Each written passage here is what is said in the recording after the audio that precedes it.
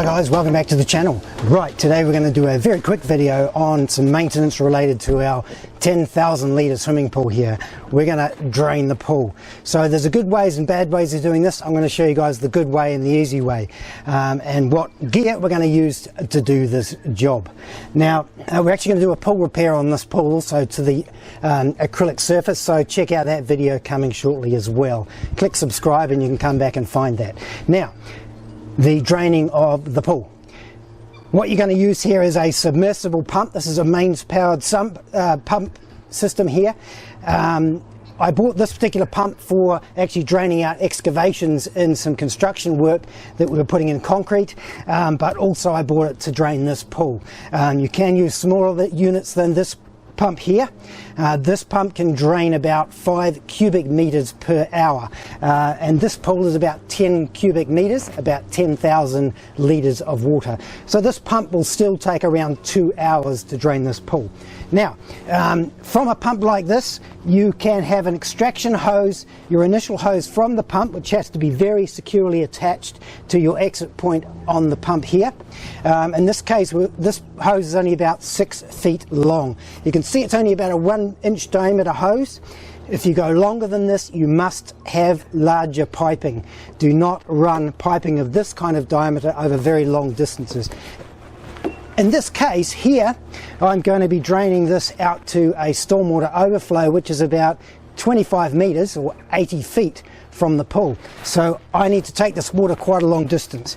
So to do that, what we're going to be using is something similar to what a fire hose is made of. This piping here, which I've purchased online, this is 2-inch diameter piping, obviously a lot larger than this.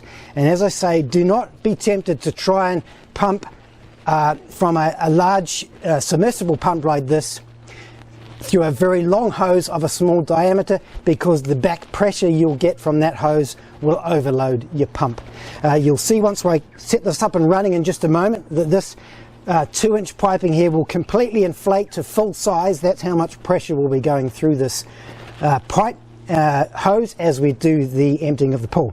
So all we're going to simply do is attach the larger vinyl piping here onto the small one, and we're going to use a very strong duct tape to tape that on. It needs to be very secure because there is a lot of pressure even at this point. So we're going to do that now. We're going to dump this into the pool and I'm going to show it to you running. Okay, just a couple of extra points here before we dump this into the pool. I have now taped the smaller hose into the larger exit hose here, which is going to go down to our drainage point. Now, the pumps themselves normally come with a float switch, so when that water gets down to a certain level of nearly empty, the float switch will automatically disengage and stop the pump running, because you don't want that pump running without water in it.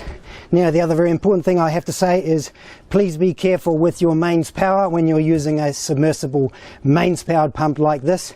Do not get into the water while you've got this pump in the water and connected to electricity, because you've got mains power in this pump, and if for any reason there is a electricity leak, that's going to be leaking directly into your pool water. So stay safe, and also have a safety RCD connection on your electricity powering your pump.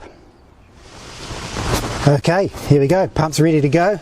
I have a rope attached to the pump as well, because when we pull out the pump from the pool, we don't want to use the power cord to remove the pump. So we've got it all hooked up, ready to go, and we drop it into the pool and just let it sink and sit ideally flat on the bottom of the pool.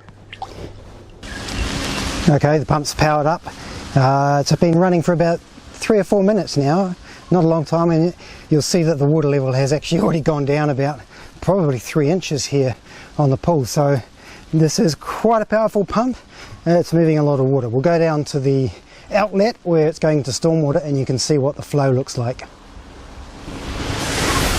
So just quickly here to give you guys an idea of how much flow pressure actually comes out of a pump of this capacity. It's about, I think, 2,800 litres a minute this pump is rated at, but you'll see when it's coming out of the 1-inch pipe here and expanding up into the 2-inch, it's actually expanding that pipe out to its full size pretty much immediately on that exit. So there's a lot of pressure coming out of this pump.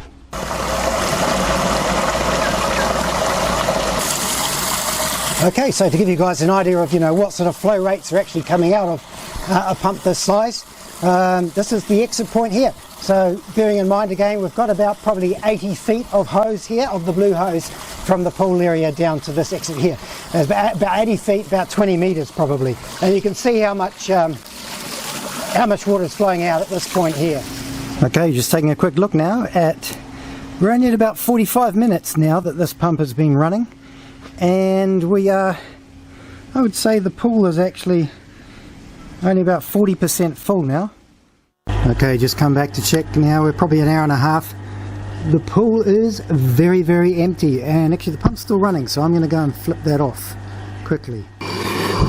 Okay, so I did turn the pump off briefly, and I have repositioned the pump to be dead flat on the bottom of the pool. There's still about probably 2 inches of water. I'm going to stop this pump again within a minute or two. There's still a bit of a decent flow water coming through the pump, but when that flow starts to taper off, I'm going to turn this pump off because I don't want it running for too long without significant water flowing through it. But you can see how well that the pump has drained the pool here. There's only probably 1.5 inches, 2 inches of water in here now, so not too much to clean out with a bucket. Okay, there we have it, guys. So we turned that pump off again. It only ran for about another 2 minutes, just sucking that last inch, well, half an inch or so off the layer on the bottom, as much as we could with the pump, and then it's run dry, so I've turned it off quite quickly, so we're not running the pump without any water in it. So there you go, guys. That is probably only about an hour and a half to drain a pool here of 10,000 litres. So that's how it's done.